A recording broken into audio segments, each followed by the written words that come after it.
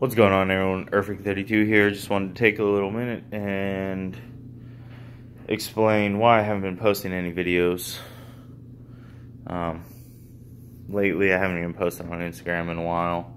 Well, I have posted a little, but not a whole lot. Not like it was there for a while. Things have been very busy lately. Between the holidays and a hunting trip and starting a new job and car problems. So we'll start with the new job. I quit Home Depot after just shy of 3 years. Wasn't happy with the way management was treating situations and just the general lack of care.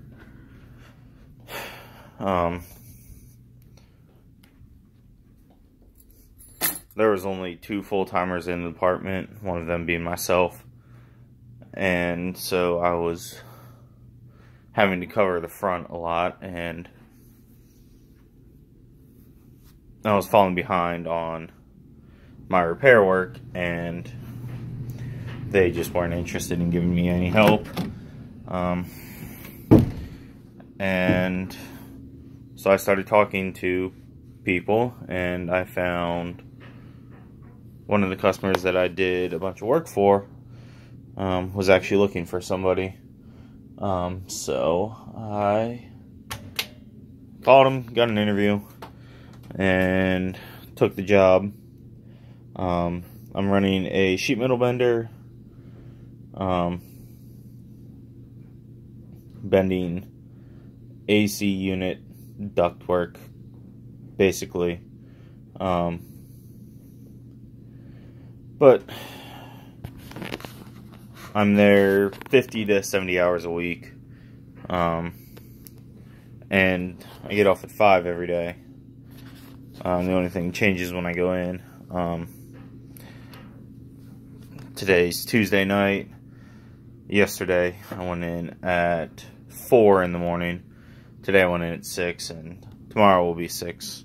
I don't know about the rest of the days. Then I went down for a hunting trip and was gone 3 days. Didn't see anything. It was kind of a bust. But, yeah. Let's see.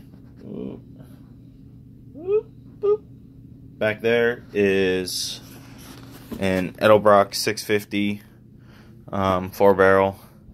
I was told it's a 1.5 years old. Came off a C10 Chevy.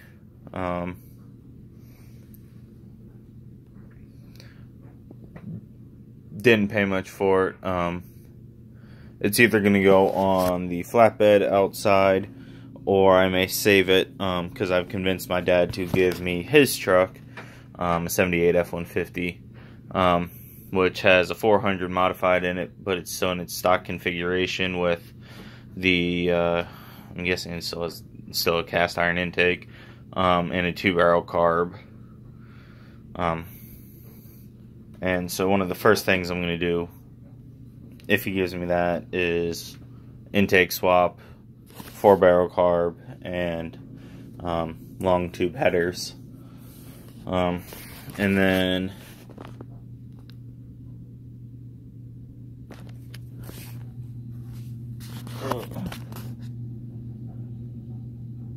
all sorts of parts.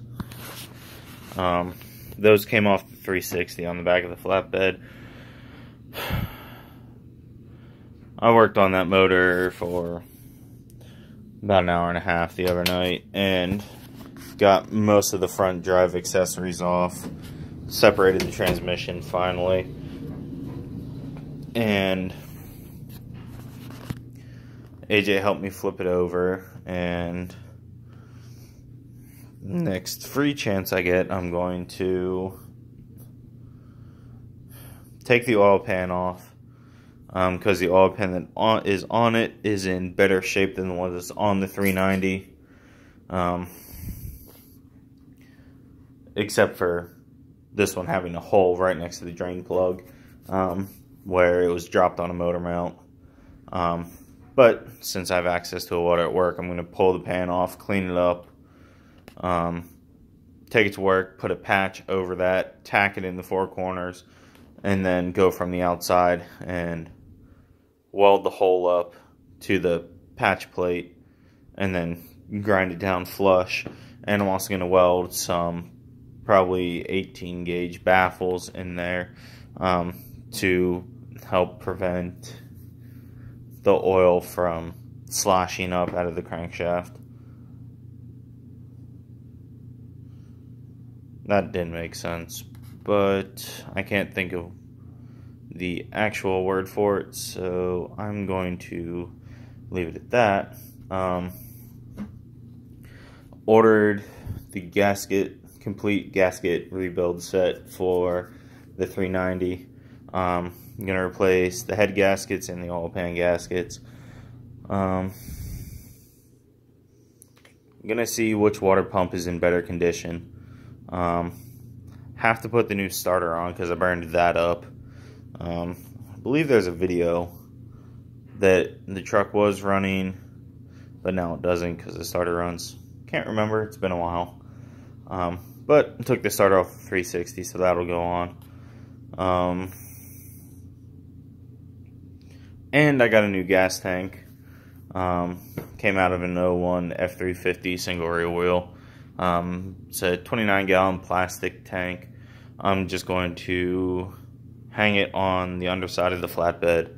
I know it's a fuel injected tank, so I'm going to cap all the lines that I don't need. I got a piece of 12 gauge, just a little scrap piece from work, and I'm going to replace that plate that went where the fuel pump was housed on the fuel injection unit, and I'm just going to have a pipe nipple and have flex line coming in and then to a pickup down in the tank, since it will still be carbureted. For now, I don't plan on keeping the truck a whole lot longer. Whenever my dad gives me his, I'm going to sell the flatbed. But yeah, that's what's new with that hunk of junk out there. The Mountaineer was running great until like 3 weeks after I was finished with it. And then the radiator went out and I had to replace the radiator. And I ended up getting air in the power steering line. So when you turned it low speeds, it would shake violently. So I spent like 3 days jacking it up, turning the tires left and right a bunch of times, and bleeding air out. But it's running good for now, fingers crossed. Heat doesn't work, got to figure that out at some point. And then on the way back from the hunting trip, well, actually, when I was setting up the truck to go on the hunting trip, I noticed that the floorboards right in the door jamb on the rear doors on my Colorado had some water in them. I figured it was because I was out and about the night before, had the dog in the back, and it was pouring.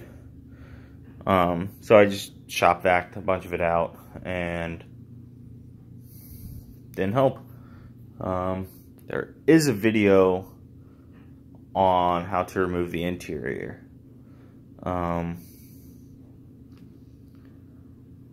When I posted that video, I had no idea where the water was coming from. I didn't even know if it was a leak or it was just from the windows being down. But the interior was gutted out, and the day after, 2 days after, it rained again, and the back seat filled up again. well, the floorboard. And upon further inspection, I realized that the sill running right along the back glass was full of water. So it was either my third brake light leaking or the back glass. I had Safelite come out while I was at work, and they replaced the back glass and then used black urethane on my third brake light to seal it up. It's rained twice since then. Good rains. Hasn't leaked. So as you see, interior is no longer in there. And hey, dog, she's ready to go to bed and not happy with me that I'm not in bed. But yeah, Colorado's back together for now.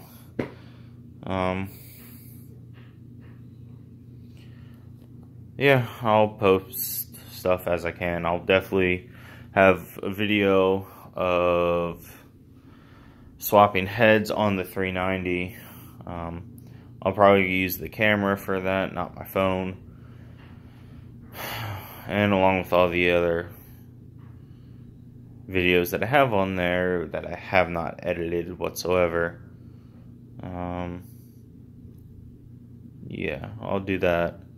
And the other night I did a pad and rotor job on my friend's Xterra, and I was using a C-clamp to compress the calipers like I've always done. Hers are dual piston calipers, but you know, just do one at a side, work one piston at a time and work them in as you go. And I have a 5-inch quick release C-clamp, and her pistons had enough pressure on them that it was just pushing past the quick release and wouldn't get any tighter. So I found something new that works, and it's something I picked up 5 or 6 years ago to do probably one of my first in-depth jobs, which was replacing the struts on my Volvo. And this coil spring compressors. I used one, stacked like 4 brake pads in it so that I had enough room to tighten it down without the 2 little bars hitting each other. And it worked fantastic. That one in particular, it's Autocraft, so I'm guessing that came from Advanced. That's where I buy most of my stuff, or did. But it has a 1/2-inch drive on the screw, and so I just put my ratchet straight on it. And with the few old brake pads in there, it pushed both pistons in at the same time. Worked beautiful. So that's going to be my go-to for compressing brake calipers from now on, because it's easy. But yeah, my quick minute video ended up taking 14 minutes. But it's been a long, busy road since the last time I've actually made a video, and I've just been completely out of it. I get home from work at 5 and go to bed very soon after dinner, so I don't have time for much of anything right now. But y'all take care, and I'm going to try to video a bunch of these projects I have coming up soon. So remember, y'all be safe.